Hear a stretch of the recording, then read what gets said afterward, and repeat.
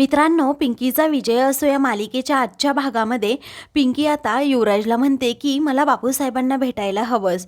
त्यावरती आता त्या माणसाला अजिबात भेटायचं नाही असा आता युवराज त्याचा निर्णय सांगतो. तेव्हा मी माईसाहेबांना शब्द दिलाय की आपलं घर मी असंच जोडून ठेवीन असं आता पिंकी म्हणते.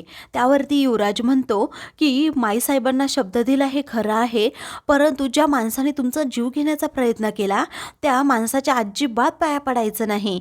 सत्या देखील आता पिंकीला तेच बोलतो आणि तुम्ही सपकाळ साहेबांना कॉल करून विचारा मुदत वाढवून देतायत की नाही. त्यावरती आता युवराज म्हणतो हो मी करतो सपकाळ साहेबांना फोन. असं म्हणून तो आता सपकाळ साहेबांना लगेच फोन करतो.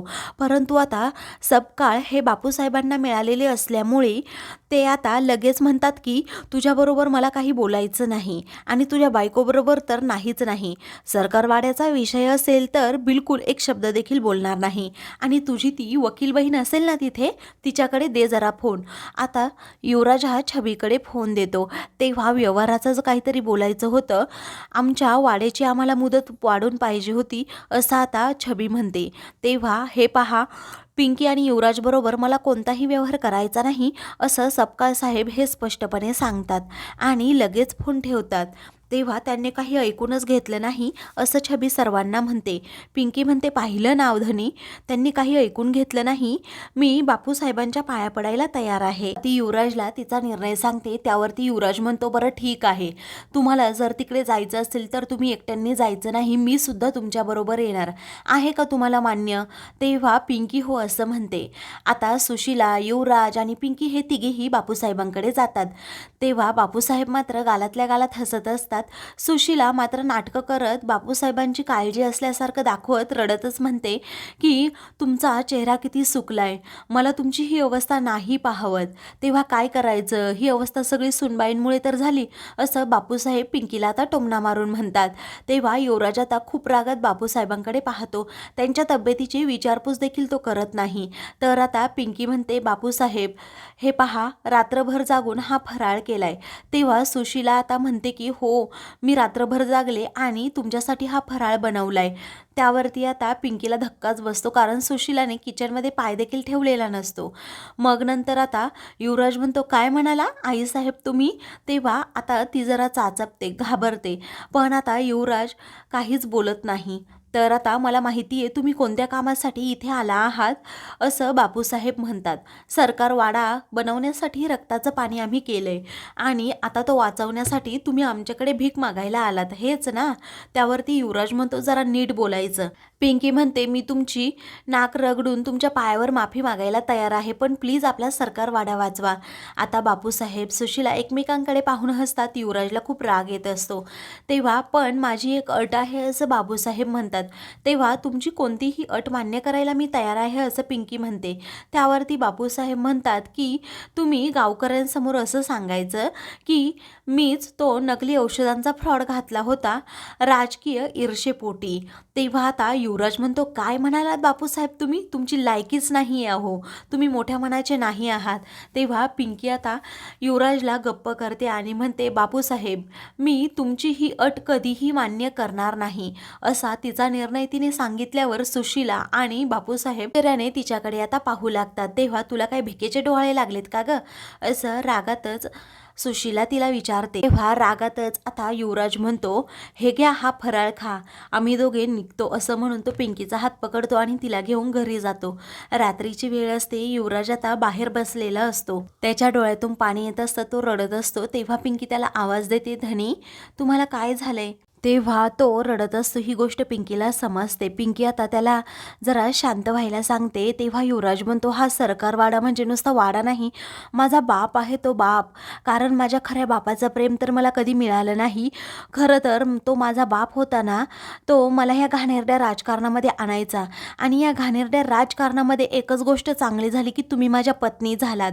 या सरकार वाड्यामध्ये लहानपणापासून आम्ही खेळायचो. आईसाहेब आम्हाला खूप मारायच्या, म्हणजे आम्ही जर अभ्यास नाही केला ना तर. मग हा जो सरकारवाड्याचा शेंडेबळ आहे ना तो डॉल्ब्या आता आम्हाला कुठेही लपायला सांगायचा आईसाहेबांपासून. असं म्हणून तो आता प्रत्येक आठवणी त्यामध्ये सांगू लागतो. म्हणतो की या वाड्यातच माझं लग्न झालं, या वाड्यातच माझं प्रेम फुललं, तुमच्यासारख्या साथीदारी मला मिळाल्या खूप आठवणी आहेत आमच्यात या वाड्यामध्ये.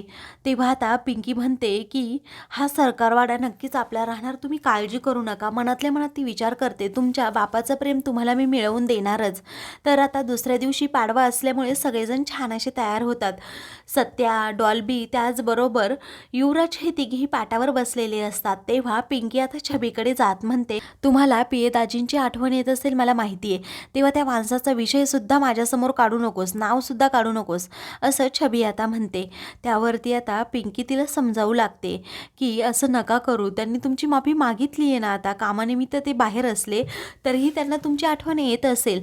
छबी म्हणते मला त्याचं काही सांगूच नको ग पिंकी, मला माहिती आहे तो कसा माणूस आहे ते. त्यानंतर आता पिंकी युवराजला उठणं लावत असते, तर दुसरीकडे चित्रा देखील सत्याला उठणं लावत असते. तर आता तेथे साडी नेसून नेरी येते. डॉल्बी सारखा तिच्याकडे पाहत असतो, तिला इशारे करत असतो. तेव्हा आता तुम्हाला कोण उठणं लावणार असं आता पिंकी विचारते, तुम्ही इथे असं कपडे काढून का बसला आहात. तेव्हा आता नेरीकडे पाहत डॉल्बी म्हणतो, काही नाही, प्रॅक्टिस करून घेतोय, जर कधी लग्न झालं तर काही राहिलं नको ना म्हणून. आता नेरी खूप लाजू लागते. तेवढ्यातच सुशीला आता तेथे येते आणि म्हणते की काय चाललंय तुमचं, हे बापूसाहेबांशिवाय पहिल्यांदाच मी दिवाळी साजरी करते, त्याचं काय तुम्हाला वाटणार आहे. तेव्हा आता आमच्या आनंदामध्ये का खोडा घालतेस गाई, असं छबी तिला म्हणते. तेव्हा पिंकी देखील आता तिला समजावू लागते की अहो सासूबाई प्लीज तुम्ही राग मानून नका घेऊ, पण सरकारवाडा आहे ना आपल्या अजून ताब्यामध्ये, उद्याचं उद्या पाहता येईल ना, आजचा दिवस आपण एन्जॉय करू. त्यावरती आता तुला काय ग, आनंदाच्या उकळ्याच फुटत असतील, तर रागातच आता सुशीला म्हणते. आता युवराज म्हणतो त्यात आमची काय चूक आहे, जर तुमचे बापूसाहेब तुमच्याजवळ नाही तर आम्ही केलंय का हे राजकारण. त्यावरती आता सुशीला म्हणते तुला तर काही वाटतच नाही, तू नुसता बायकोचा बैल झालाय बैल. तेव्हा आता चित्रा म्हणते युवराज भाऊजी अहो बापूसाहेबांशिवाय दिवाळी साजरी करणं त्यांनाही कठीण जात असेल ना. त्यावरती सत्या म्हणतो एक तू मला ओवाळून घे, मग पुढची बकबक सुरू कर, आणि मी जरी नसतो ना तरीही तू ही दिवाळी साजरीच केली असती ग. त्यावरती आता चित्रा म्हणते आईसाहेब पहा ना हे कसे बोलतायत मला. त्या दोघांमध्येच आता वाद सुरू होतात. तेवढ्यातच सपकाळ साहेब तेथे येतात. ही दरवाजावर एक नोटीस लावतात, त्यामध्ये आता सरकारवाड्याचा लिलाव आज होणारच आहे असं त्यामध्ये लिहिलेलं असतं. आता सपकाळ साहेब आतमध्ये येत तसं सर्वांना सांगतात देखील. तेव्हा आता सर्वांना खूप मोठा धक्का बसतो, तर युवराज म्हणतो की आम्हाला थोडी मुदत वाढवून पाहिजे. पिंकी देखील त्यांना रिक्वेस्ट करू लागते, तेव्हा माझ्या मुलीचं आयुष्य तुम्ही बर्बाद केलं, आता तुमचं आयुष्य मी बर्बाद करणार असं आता ते म्हणतात. तेव्हा आता तुम्ही तुमचं सर्व वैभव हिरावून घेणार आहे, सपकाळ साहेब म्हणतात, तुम्हाला रस्त्यावर आणणार. त्यावरती हा तुमचा गैरसमज आहे, हा सरकारवाडा आमचं वैभव आहे आणि खरी संपत्ती म्हणजे या घरातील माणसं, हीच माझी खरी संपत्ती आहे. आम्ही सर्वजण एकत्र असताना कुणीही आमचं काही बिघडवू शकणार नाही असं चॅलेंज आता सपकाळ साहेबांना पिंकी देत. सर्वजण एकमेकांचे हात पकडतात आणि पुढे पुढे जात सपकाळ साहेबांना घराबाहेर काढतात. तेव्हा तुमच्याकडे खूप कमी वेळ आहे असं सपकाळ साहेब म्हणतात. तेव्हा पिंकी म्हणते थोडा वेळ आहे ना आमच्याकडे, मग तो आम्हाला आमच्या पद्धतीने जगू द्यात. आता सपकाळ साहेब हे घराबाहेर पडतात. तेव्हा पिंकी सर्वांना म्हणते चला पटकन आंघोळ करून घ्या, आहे आपल्याकडे अजून थोडा वेळ. पिंकी आता सर्वांना हॅपी दिवाळी असं म्हणते. सगळेजण आता पिंकीकडे पाहू लागतात, कारण पिंकी सगळं काही एकजुटीने करत असते. तर आता मित्रांनो पुढील भागामध्ये सरकारवाड्याची बोली सुरू असते, लिलाव होणार असतो. सर्वांच्या काळजाचा आता ठोका चुकलेला असतो. तेवढ्यातच जामवंत जांभळे नावाची व्यक्ती तेथे येते आणि माझ्या बायकोला म्हणजे पियूला मी हा सरकारवाडा 5 करोडमध्ये गिफ्ट करणार आहे असं म्हणते. तेव्हा आता पिंकीला आश्चर्याचा धक्काच बसतो. नक्की हा व्यक्ती कोण आहे हे तिलाही समजत नाही. अशाच मालिकेंचे पुढील भाग पाहण्यासाठी चॅनलला सबस्क्राईब करा.